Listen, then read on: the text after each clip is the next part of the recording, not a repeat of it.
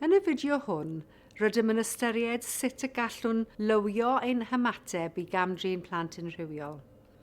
Y newyddion da yw mae llawer y gallwn ei wneud. Os am ymyrryd i amddiffyn plant all fod yn cael ei cam-drin yn rhywiol, bydd angen i chi greu darlun o'ch pryderon. Nid yn unig ar arwyddion a'r dangosyddion fod plentyn yn cael ei cam-drin, ond hefyd y dangosyddion posibl o ymddygiad cam-drin rhywiol yn y rhai a all fod yn ei cam-drin. Hefyd, gall rhai ffactorau o fewn teulu neu ymgylchedd y plentyn gynyddu'r cyfleoedd i cam-drin ddigwydd, ac felly mae angen ystyried y rhain hefyd. Mae ein templed arwyddion a dangosyddion wedi i gynllunio i gynnig iaith gyffredin i weithwyr proffesiynol i drafod, cofnodi a rhannu pryderon bod plentyn yn cael neu wedi cael ei cam-drin yn rhywiol. Gall fod yn anodd iawn i feddwl am i adnabod ac enwi cam-drin plant yn rhywiol. Efallai y bydd gennym restr hir o bryderon am lesiant neu ymddygiad emosiynol plentyn, ond gall fod yn anodd gwahaniaethu rhwng ein pryderon am cam-drin rhywiol a dangosyddion eraill o niwed bosib. Efallai y bydd gwybodaeth neu ddatganiadau anghyson a wnaed gan plant wedyn yn cael ei tynnu nôl, neu efallai na fydd y plentyn wedi dweud dim o gwbl. Mae'n naturiol i boeni am gamddeall pethau, ond yr ein bod yn gobeithio nad oes achos o cam-drin rhywiol a all fod yn anodd ac yn anghyfforddus i'w archwilio. Ni ddylem ofyn i ni ein hunain beth os wyf yn anghywir, ond yn hytrach beth os wyf yn iawn. Beth os yw'r plentyn hwn yn cael ei niwedio'n rhywiol? Beth sy'n angen i ni wneud i wneud y plentyn hwn yn fwy diogel? Fel gweithwyr proffesiynol yn y gweithlu plant, ein gwaith ni yw bod yn effro i'r arwyddion a'r dangosyddion ehangach bod rhywbeth o'i le ym mywyd y plentyn ac i archwilio i bob bosibilrwydd o'r hyn a allai fod yn digwydd iddynt. Gwyddom o'r oll ymchwil a dangoswyd mewn fideos cynharach fod llawer o heriau ynglwm wrth ddatgelu cam-drin plant yn rhywiol. Nid yw'n debygol y bydd plentyn yn teimlo a gall ddweud wrth ddim yn uniongyrchol beth sy'n digwydd. Yn hytrach, mae cyfrifoldeb arnom ni, gasglu, arwyddion a dangosyddion cam-drin posibl, creu darlun o'n pryderon a phrofiad y plentyn a phenderfynu beth i'w gwneud yn ei cylch. Yn ein templed arwyddion a dangosyddion cam-drin plant yn rhywiol, gallwch gofnodi a gwneud nodiadau o'r arwyddion a'r dangosyddion sy'n peri pryder.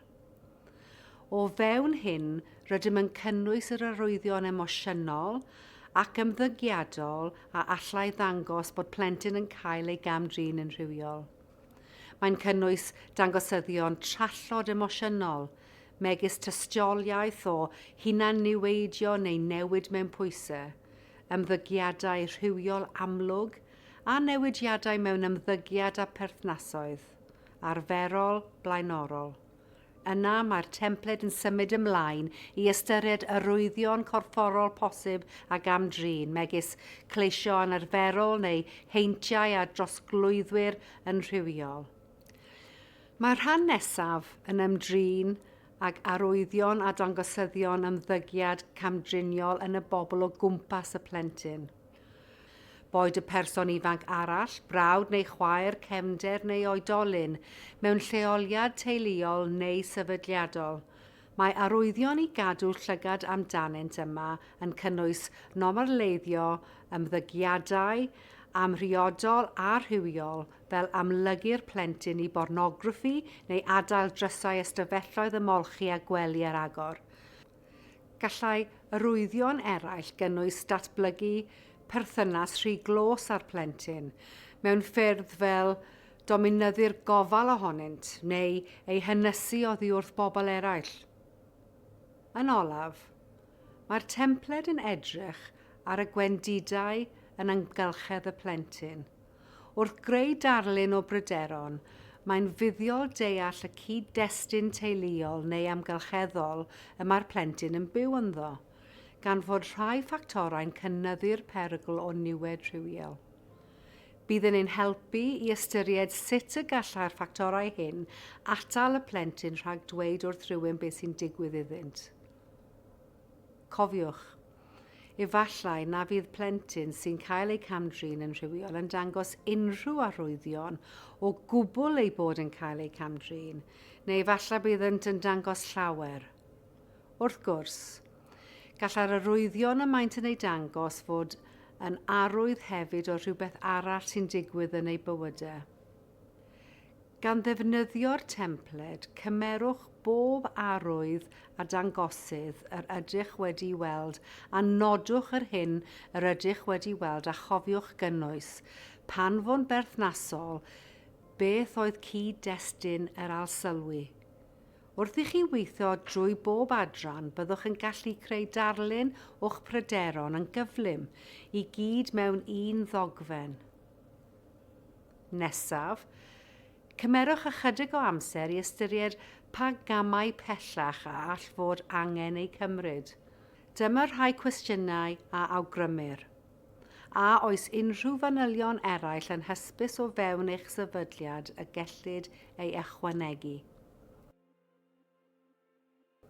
A oes angen i chi siarad y gweithwyr proffesiynol arall?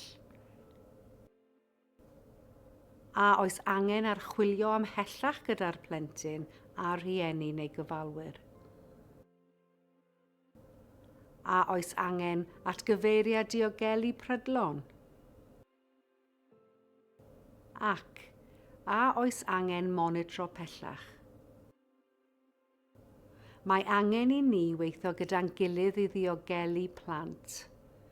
Mae'n anhebygol y bydd gan unrhyw un asiantaeth yr holl wybodaeth sydd ei angen i greu'r darlun. Meddyliwch a oes rhagor o wybodaeth ar gael o fewn y grŵp aml asiantaeth y gellid ei ychwanegu at y templed.